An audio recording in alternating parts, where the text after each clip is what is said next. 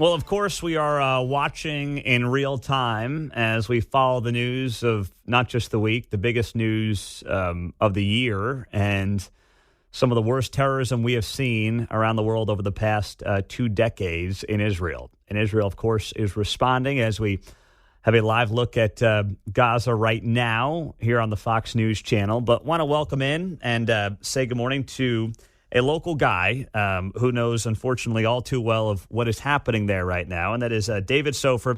David ran for office here in Johnson County for a Kansas House seat last year, and he joins us on KCMO. His family is back in Israel.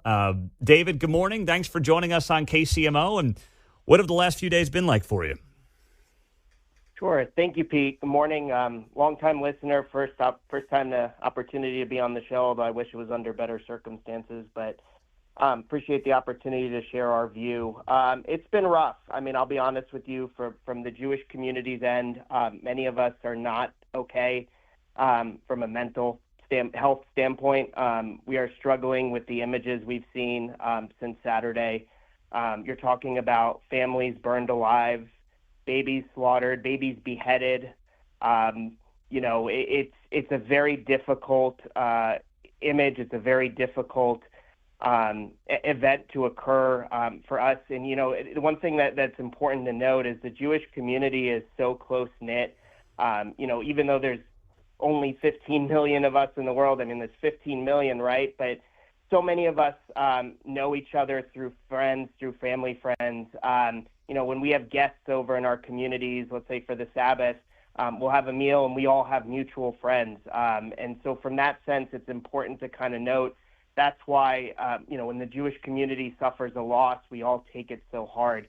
But at the same point in time through those images, and I think it's really important to make sure people know what's going on with respect to all the brutality, the barbarism that we're seeing from, and I know you mentioned this in a previous segment, from a terrorist organization in Hamas.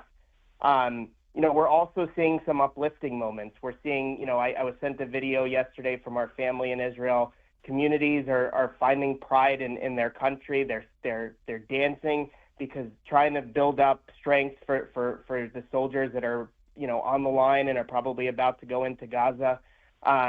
There were soldiers that arrived yesterday from New York that are about to go serve, that were reserves, and they had lines of hundreds of high school students singing and dancing, nationalistic songs to encourage them on their way. So, on the one hand, we're struggling, we're sad, we're angry, we're very we're traumatized, but on the other hand, we're working to unite as a community, as a nation, behind everybody that's going to need the strength to be able to go out and make sure that Hamas does not exist, and that the folks that started this war ultimately don't get to see the end of it.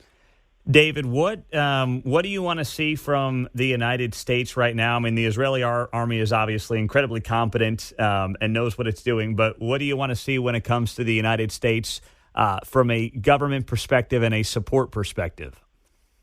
Sure. That's a great question. I think what we're seeing right now is certainly it's been great. We've seen Democrats, Republicans, regardless of whatever side you're on, uniting around Israel, making sure that we explain the fact that, again, this was a terroristic act. There is no moral equivalence or but for anything else. Like, this was, when you sit here and you're willing to cut babies' heads off, to burn families alive in their homes, that's terrorism to the nth degree. So no moral equivalence. Israel has the right to defend itself. Israel must defend itself. Israel must make sure it sends a message that this will never happen again. And at the same point in time, though, we also must make sure we rally around Jewish people to make sure that anti-Semitism doesn't spread, right? So, when you look at what happened in the 1930s, this is our greatest fear. It started spreading publicly, and you're seeing to some degree in some cities with rallies, counter rallies to what, supporting Israel, where, they're going out there, they're cheering the fact that they murdered Jewish people and, the fact that they murdered babies. You saw a post from whether it be Black Lives Matter Chicago, various college groups. We had a representative in Missouri that talked about, eliminating aid to Israel. but no one willing, those folks weren't willing to hold Hamas accountable. That's how, ultimately we ended up in the Holocaust, where in the 30s those concepts spread and folks allowed them to spread. And so that's, when we talk with our counterparts in Washington and Kansas and Missouri, we're talking about the fact we need our support. We need to be able to make sure we stand up against hate, against terrorism, against anti-Semitism, because if we don't, this will allow to spread. And, the famous, saying that we all have as Jews is never again after the Holocaust. Well, never again is right now, right? So we have to make sure that we, not only does Israel get all the resources it needs from a military standpoint, and the United States has done a tremendous job with that so far, and certainly we're working with them to make sure it continues, but also this is where we need all communities to stand up against anti-Semitism and hate and say we will not tolerate this, not now, not ever. David Soffer is joining us, former Kansas House Representative candidate on KCMO Talk Radio. His family is over there in Israel, and he's joining us on 710 AM and 103.7 FM. I think that's a great message to push back against the anti-Semitism.